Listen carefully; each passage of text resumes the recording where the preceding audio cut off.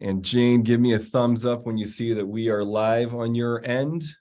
Going live here on LinkedIn and YouTube. Welcome, everybody. Good to have you. Good to see you again, Eric. James, good to have you here. Welcome, welcome, everybody. So, the way that we do this, just Jane, I'm checking in with you. Are we live on your end? Not quite yet. Okay, there we go. Sometimes it takes a couple seconds. Thank you, Jane. So, Career Lab Wednesday. I'm here every Wednesday, noon to 1 p.m. Central. My job is to support you in your career. I do that primarily through looking through an emotional intelligence lens, helping you with your relationships, whether that's the relationship with yourself while you're doing your resume, your relationship with your network while you're networking for that job, your relationship with the person who's interviewing you, or your relationships with your team, with your boss, etc. That's how I'm primarily going to help you. But sometimes I've got great people in here too who can answer more technical questions. So any question is fair game. Anything about your career, I welcome it. We'll do our best to get you the support that you need. There's a few ways that you can engage. I love it when you jump in on LinkedIn like a lot of you are doing here today. That's fantastic. That gives me the opportunity to work with you directly, to be able to hear your questions, ask you questions, and have a little bit of dialogue, some back and forth coaching. So that's wonderful when you can jump in that way. If you can't, you can always type your questions into the comment section, and Jane will get those over to me. I'll do my best to answer those in our time today. So, you know what? I've got a lot of people jumping on here. I would love to just open up the floor and see what you want support with today. What questions do you have? What challenges do you have? How could I be of service to you? You're welcome to come off mute or type into the chat any questions that you have regarding your career. Let me know if you've got any questions. And if not, I will go ahead and share about today's topic, but know that you can come off mute anytime and you can type your questions into the comment section at any time. So what we set up for today is looking at happiness in your career. So we spend a lot of time at work, and it's a place where, you know, probably your work and your family are the places where you put most of your energy in life. And so what does it really take for you to be happy in your career? Well, what we look at is we consider that your career is a pathway for you to reach your potential. You have engagements with people, you're learning new skills, etc.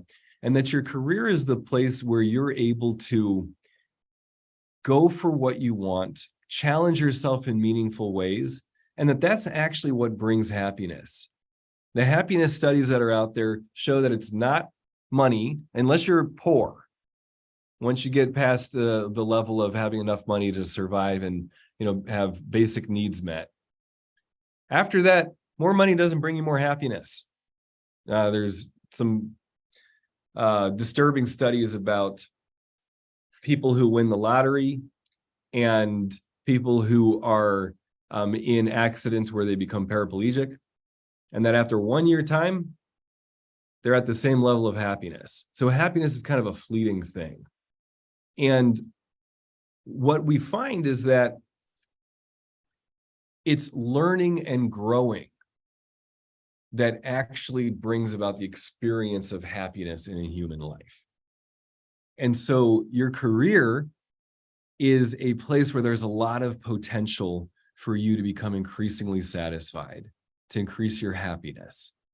And it's one of those things where it's never a done deal. It's like yoga, you can always stretch further.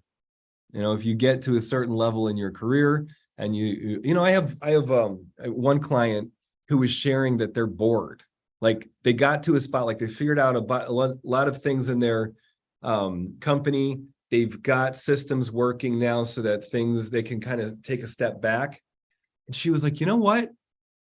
The truth is, I'm starting to get like bored and like I need a new challenge.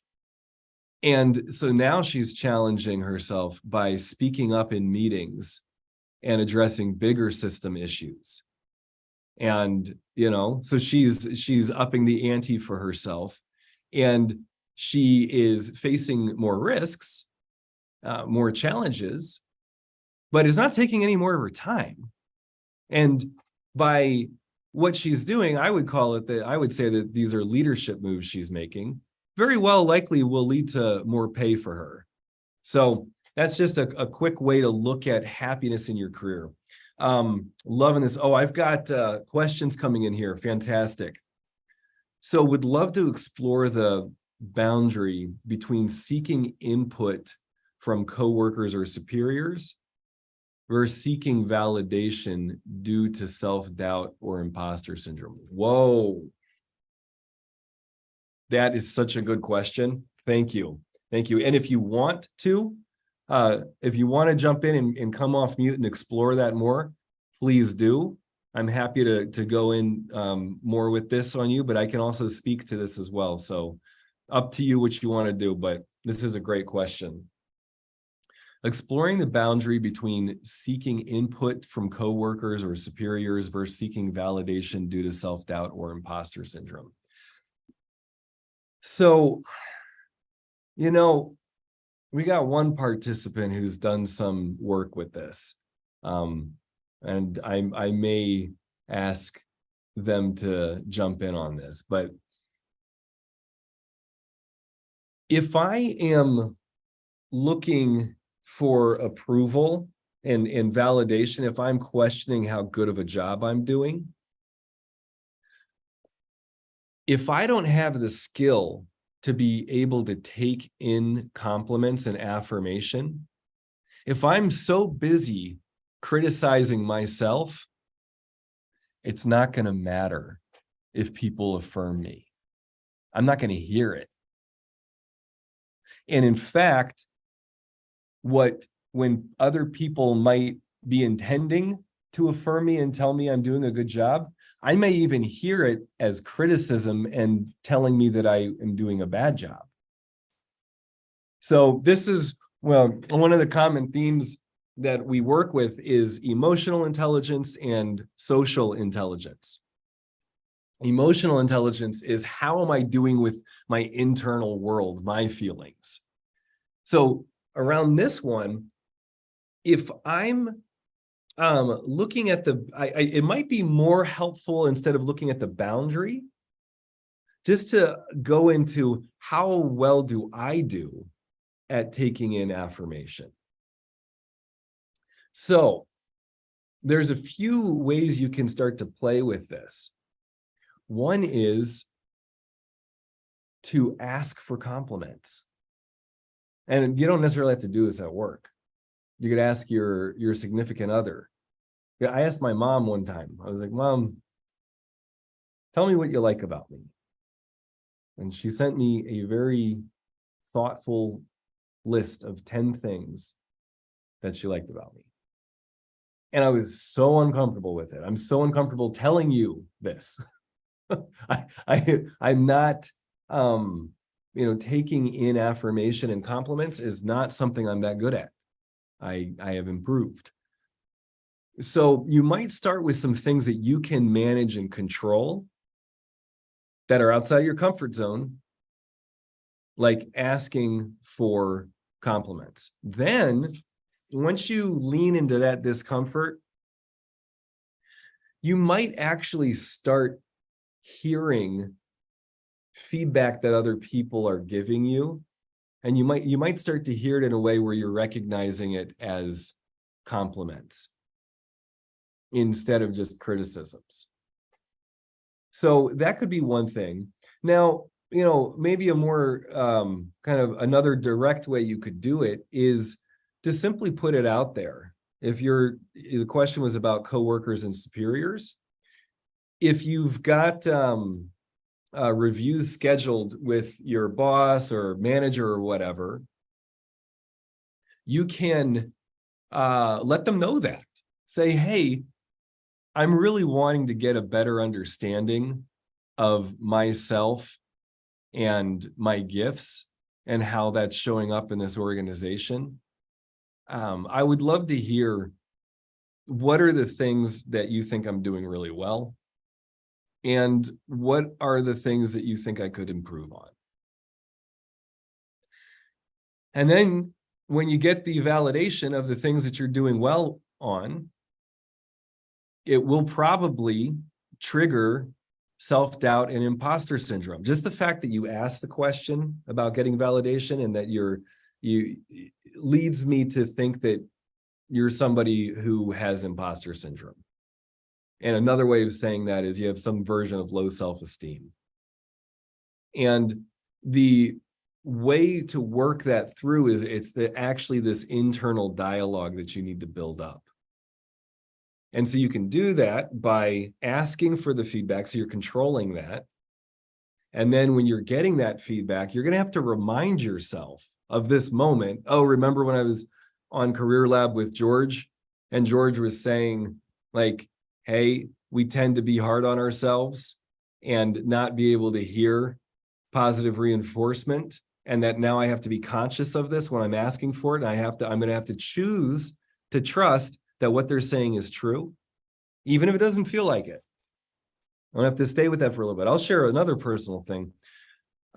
Years ago, when I would ask people, I was doing this assignment of asking for compliments and asking what my gifts were.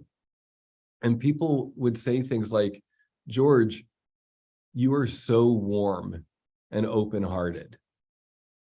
Like, it's so obvious that you care. You know what I heard when people said that? I'm not actually going to use the word that is coming to mind because it's not socially acceptable. But what I heard was, you're stupid.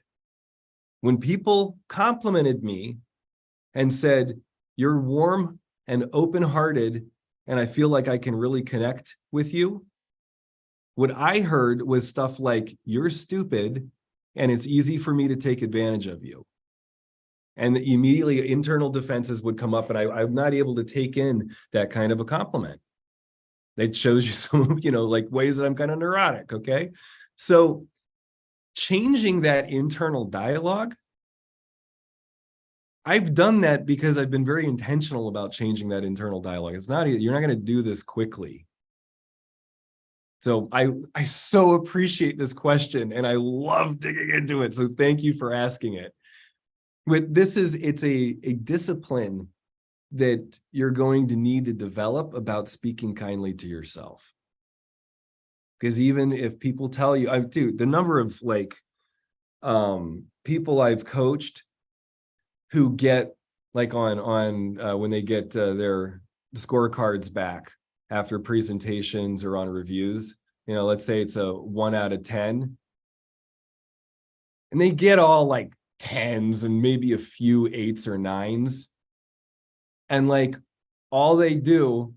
come into a coaching session just berating themselves that they didn't get 100%. And I guarantee you, even if they got 100%, they would be like, they didn't really see me. They didn't really know. They didn't catch my mistakes. They probably just feel bad for me. So that, I'm laughing about it because that's one way of dealing with how painful that is, kind of having a sense of humor about it. It's also just true for a lot of us, is we're really hard on ourselves. So there's a lot to explore with that wonderful question of what to do to explore, what to do when I'm seeking input from coworkers or superiors. Big one is going to be that when you get positive feedback, it's probably going to be hard to take it in. And if not, if you're, blessed or whatever in a way that I wasn't growing up, then you're going to then you can really use that. You can let that come in and be like, oh, wow, that feels so good that I'm getting this positive feedback. Wonderful. Now it gives me more direction of what I can do more of with this. And you might say that, like, if your boss is giving you positive feedback about something, you can say, oh, okay, wonderful. I'm so glad to know that what I'm doing is working well in this area. And I was thinking about doing it over in this project, or kind of doing the same thing, but over here. What do you think about that? So cool. So you can take the positive feedback that you're getting and then apply it to other areas too when you're meeting with your manager or your boss. Wonderful. Part of how Career Lab works, everybody, is when you're listening, you're relating to whoever's asking a question or sharing. And so be thinking about that. Like, you might be somebody who's done a lot of work with increasing your gratitude and positive thinking about yourself.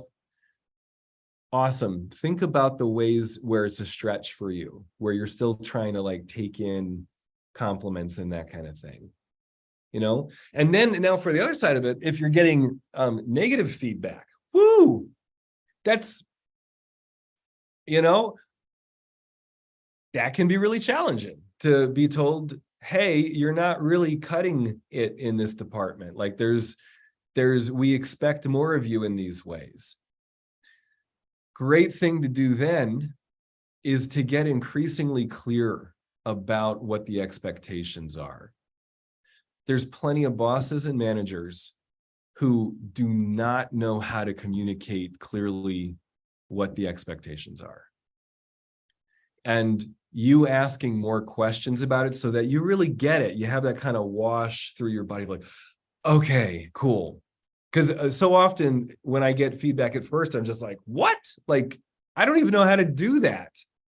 Or wait, I wasn't doing that? Oh, now I'm terrified because I thought I was doing well, and now I'm hearing I'm not. And oh boy, I'm like really out of my depth here.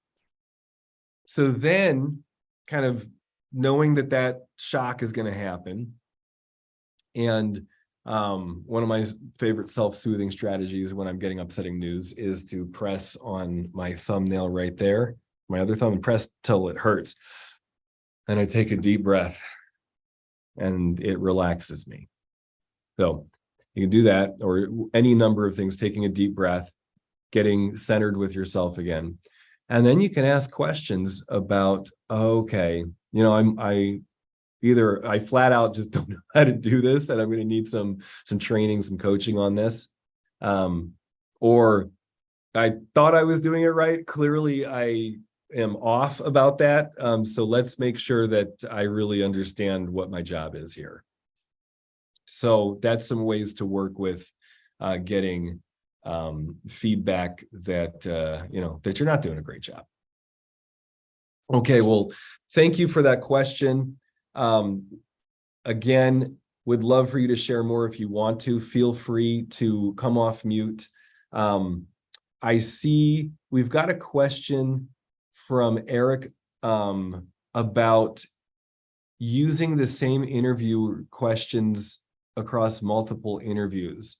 Like, for example, if you have 2 or 3 questions you like to ask interviewers in an interview, but now you're looking at a full day of interviews, each with a different interviewer. Okay. This is a great question, Eric. Thanks for asking it.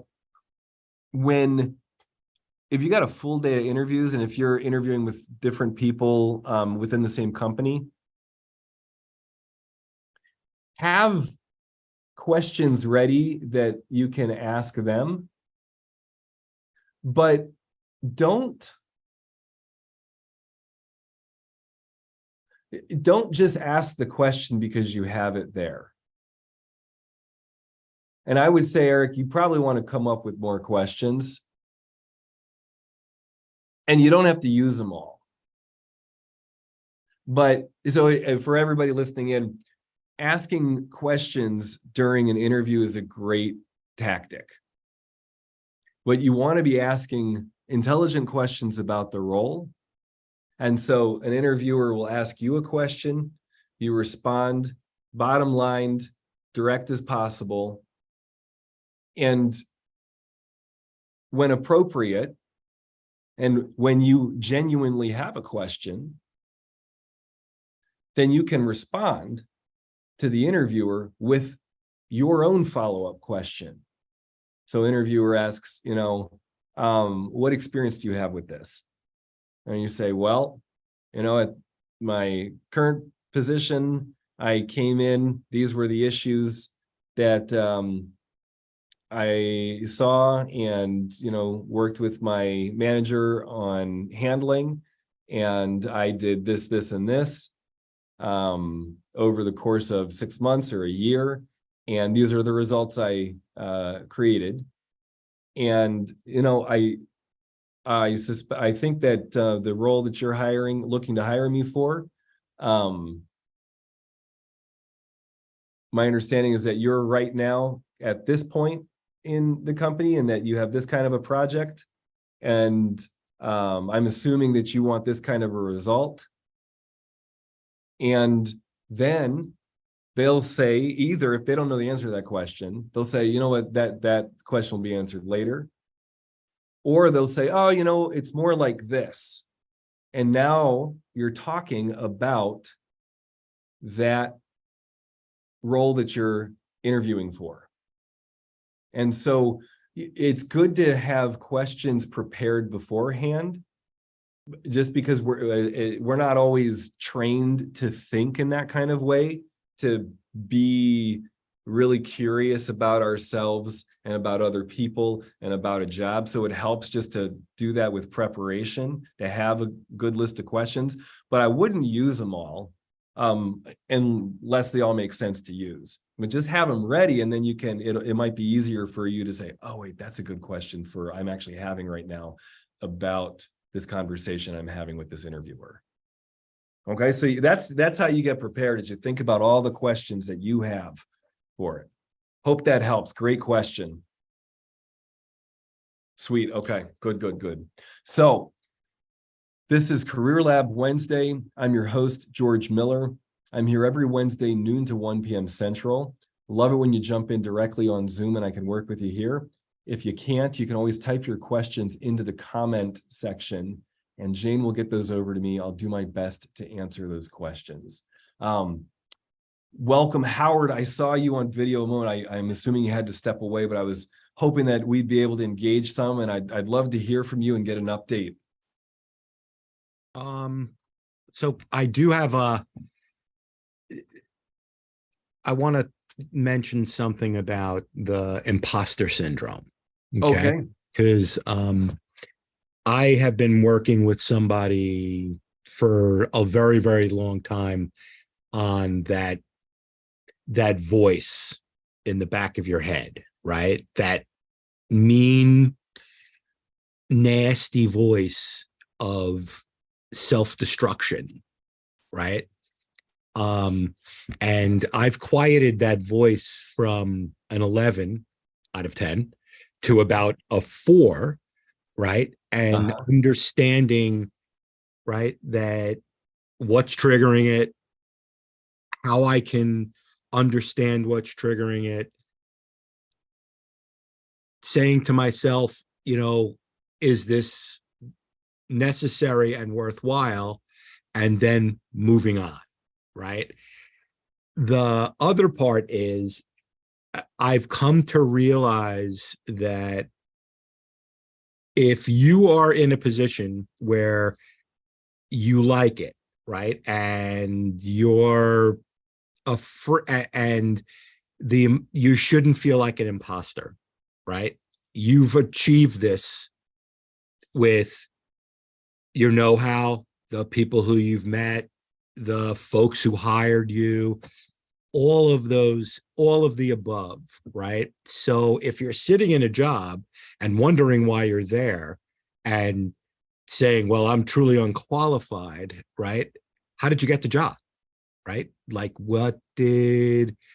right? You have to depend on those people who hired you for the reason that you, have the personality, have the know-how, all of those things, but you have that those intrinsic qualities that they were not looking for that they knew that the job needed, right? Like right now, I'm in the middle of a job search, right? And I have to tell you, I've had what I consider to be really, really good interviews with both recruiters and hiring managers. And I get it all the time. Like, why did those people talk to me? That voice, especially after, I send you a thank you note, and then a week later I follow up with just a quick check-in. Where are we proceeding? How, right? And you don't answer back, right? Because if anybody who is on this call has been reading LinkedIn very, very closely, you'll see two things. There are a lot of recruiters looking for work. You see that there are a lot of groups letting people go. And you'll see that on some of the things that you might apply to, there could be 1,176 people applying for the same job you're applying for. There's incredible disconnect in the world of hiring. I used to be able to, after COVID, I got a job as a consultant. That consultancy ended, super successful, right? 30 days later was into my next job, right? That job, unfortunately, the company lost the enabling client, and they were thinning themselves out because they were being acquired by a much bigger agency, right? 2 months later, I have a job, right? And now I'm 90 days in, right? That's when kind of, George, you and I kind of like started to go, right? I'm 90 days in. I've had, I don't know, I think that I'm up to like 18 recruiters and 12 hiring managers, and send professionally written, well, I'm a copywriter as part of my gig, right? Professionally written letters that I've spell checked and Grammarly, and really, right, kind of so that they're inquisitive and, kind Got of it. Howard, I want engaged. to check in with you. Are you saying that you are currently working? I'm being ghosted to the max. That's what I'm currently getting. Okay, got it. So you're being ghosted, meaning that nobody's getting back to you? Absolutely. Right. Even when, and I'm not talking it from like, so I'm not getting any rejections. Right. So as my mother would say, no good news is good news, but I'm not getting any news, right? Hey, Howard, hold on. We're waiting for budget. We're waiting for this. Right. And I continuously reach out. What's your primary way of reaching out? Well, I do two things. A lot of the people who I've applied jobs to I am already hooked up with them on LinkedIn. So I'll link in, or I'll send them personal emails to their business emails, right? I do cold outreach I've gotten 3 interviews from just cold outreach to come to people who I know, and I've been able to get their email addresses, right? I mean, if you were to look at I post 3 times a week, interesting things about the creative or marketing field that I love so much. What do you make of the fact that you are reaching out in all these ways and hearing nothing back? It's making me want to do it more. I don't know how. I'm not using it as a negative, right? I have a passion for this industry. I've been in it. You could see I got gray hair. I've been doing it for a long time. I know that I'm going to land the job that I want. It's just a matter of time. There are so many people, I mean, that are either looking for same job, similar job, right? Got it. So is there anything that you want coaching with today? Any support that you want? So how do you get over the ghosting, although I'm trying to use it as a primer, is right, leads to that voice coming back, right? Well, the voice of That self-doubt. mean voice of self-doubt and right, the what the other person called Imposter syndrome. imposter syndrome, right? Uh-huh. I don't feel I'm an imposter. I've been doing the same thing for 30 years. I wouldn't have been able to build a career, right? But you still, listen, I'm not made of steel, and you still have that voice, that ugly voice of self-doubt, so like, So there's a function to, if we get down to the basics of emotional intelligence, there's fear, and fear is a super primary thing. The reason why there's that negative voice, do you know why that's there? There's a purpose for it. It has a function. And that is survival. And so, if we go back to how we came here, the one way of saying it is that our ancestors were paranoid. Our ancestors were scared. The people who were all chill, they got eaten. They got murdered more than the other ones. And this is totally upsetting to talk about. I don't know how to reconcile it. I come from a, conservative pacifist background, but the truth is that our fear has a function, and I can use that fear to guide me, or I can use it to try to avoid things. And most of the way that I'm primed is to keep doing the same thing again and again and again. It's sort of like a caveman who's like, if I were to step out of the cave, if I'm not 100% sure there's not a saber-toothed tiger out there, I'm going to stay in that cave. And the only time I'm ever going to leave it is if I'm actually starving. And so, if I'm aware of how my fear is operating, I might be able to then use it, but I have to really allow myself to be with it. yeah, I mean, I use it as a primer, Uh-huh. I use it as a primer, right? What could I do different, right?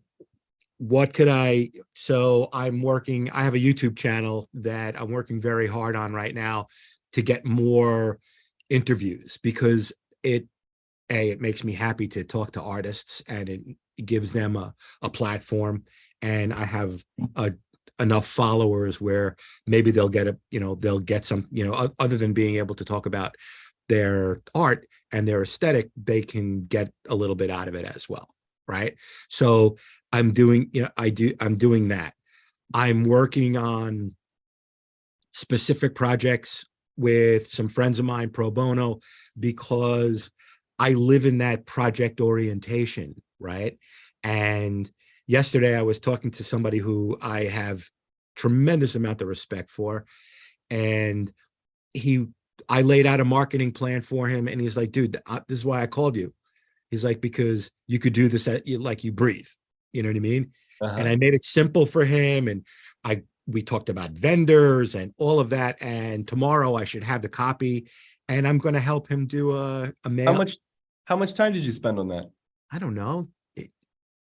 With him, I don't know, about 20 minutes, because Is he a good referral for you? oh yeah, he's one of my great advocates. Yeah, that's so he got sick, and he decided that he was going to move out of like C-level corporate and go into helping first responders and veterans, reassimilate back into the world and be productive citizens and help them work through PTSD, or if they have an injury, all of those things, right? And he has proof of concept. He's already gotten 3 vets with very, very big organizations, but not because he was who he is, because they were 2 things. They were able to reground themselves in, homeside, stateside deployment, where it's a little bit different, right? And they were able to use the skills that they were taught to, how to use the skills that they were taught in the military in the private sector.